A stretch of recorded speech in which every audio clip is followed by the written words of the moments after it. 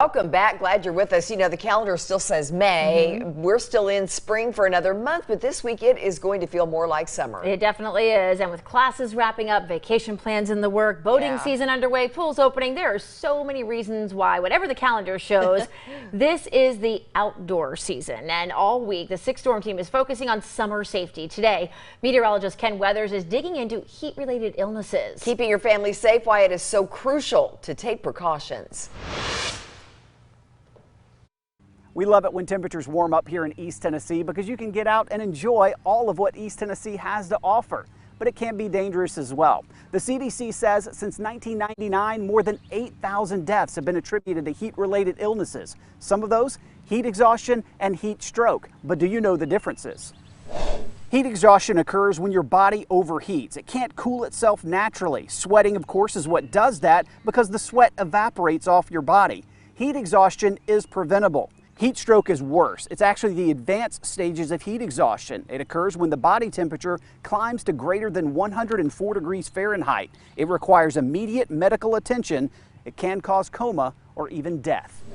But do you know what to look for? When you are overheated, you should have thirst, so that would be the first thing, but then you might start to feel dizzy or fatigued or tired or sleepy or nauseated, maybe vomiting.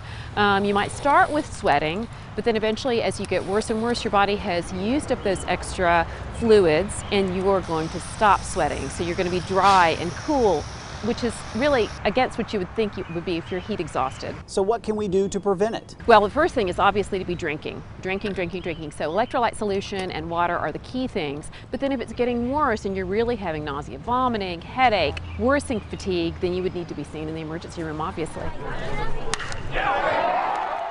What if I'm just sitting out at a ball game out in the sun? Can I still have problems? Absolutely you can, because you are sitting there but your body is perspiring and you are losing fluids. So if you start out behind the 8 ball and you're not well hydrated to start with, and then you're sitting at a sporting event, for instance, and you're very, very hot and you're continuing to sweat and you're not rehydrating, you absolutely can develop heat exhaustion. Just remember, the hotter it gets and the more humid it gets, the more susceptible your body is to heat exhaustion or heat stroke.